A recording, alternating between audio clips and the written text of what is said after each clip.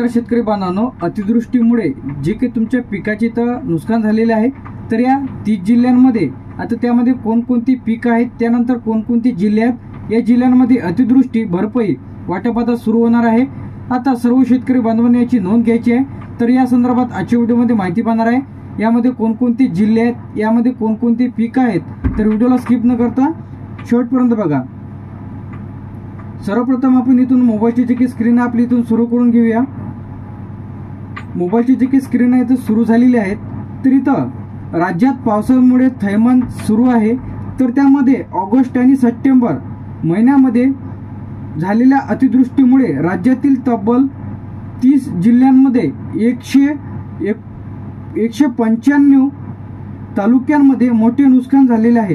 या काळामध्ये पावसामुळे 654 महसूल मंडळातील खरीप पिकाच्या मोठ्या प्रमाणामध्ये इथं भरपाई इथं झालेली आहे, जे काही नुकसान इथं झालेलं आहे।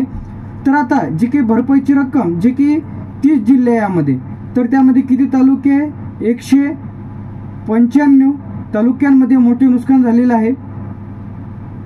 तर आता ऑगस्ट आणि सप्टेंबर महिन्यामध्ये राज्यामध्ये 17,85,714 हेक्टर, त्यानंतर इथं 42,84,846 एकर क्षेत्र अतिवृष्टीमुळे बाधित झालेले आहे, जे की आता जास्ती पावसामुळे ढगफुटी झालेली आहे, कोणकोणत्या ठिकाणी रोगामुळे, तर त्यामध्ये कोणकोणते पीक आहेत त्यामुळे तुमचे नुकसान झालेले आहे। तर आता शेतकऱ्यांना भरपाईची रक्कम त्यांच्या खात्यामध्ये जमावण्यास सुरुवात। तर त्यामध्ये सोयाबीन आहे, मक्का आहे, कापूस आहे, उडीद आहे, तूर आहे, मूग आहे, भाजीपाला आहे, फळपिके आहे, बाजरी आहे, ऊस आहे, कांदा आहे, ज्वारी आहे, हळद आहे।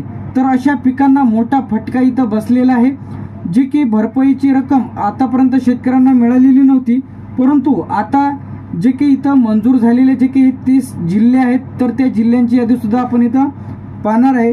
सर्वाधिक बाधित म्हणजे सर्वाधिक जे काही नुकसान झालेले जे काही जिल्हे आहेत ते पाहणार आपण। तर त्यामध्ये नांदेड झाल्यानंतर वाशिम,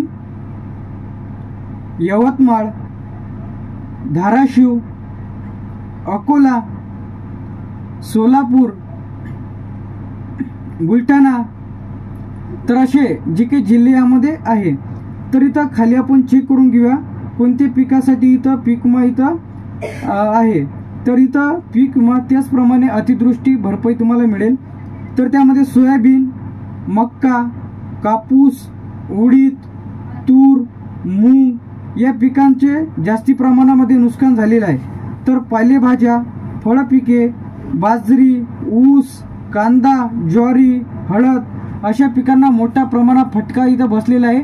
तर अशांना आता या जिल्ह्यांमध्ये, तर आता यामध्ये नांदेड, वाशिम, यवतमाळ, बुलढाणा, अकोला, सोलापूर, हिंगोली, धाराशिव, त्यानंतर इथं परभणी, अमरावती, जळगाव, वर्धा, सांगली, अहिल्यानगर, छत्रपती संभाजीनगर, त्यानंतर इथं जालना, बीड, लातूर, धुळे, जळगाव, रत्नागिरी, चंद्रपूर, सातारा, त्यानंतर इथं नाशिक, कोल्हापूर, सिंधुदुर्ग, गडचिरोली, रायगड, नागपूर आणि पुणे, तर अशा जिल्ह्यांचा यामध्ये समावेश आहे।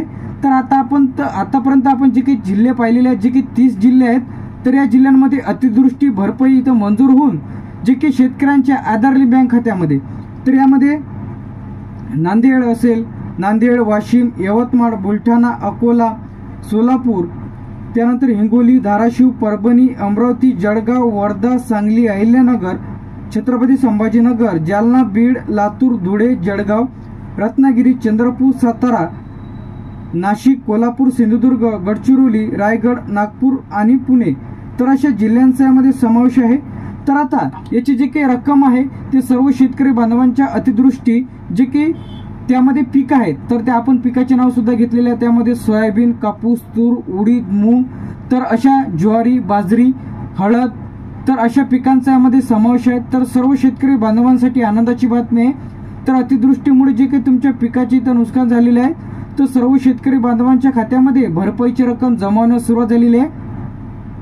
तुमच्या कोणत्या खात्यामध्ये किती रुपये जमा झाले व तुम्हाला याची भरपाईची रक्कम मिळाली की नाही कमेंट बॉक्समध्ये नक्की सांगा. तर अशाच अपडेटसाठी व तुमची काय मत आहे कमेंट बॉक्समध्ये नक्की सांगा. थँक्यू.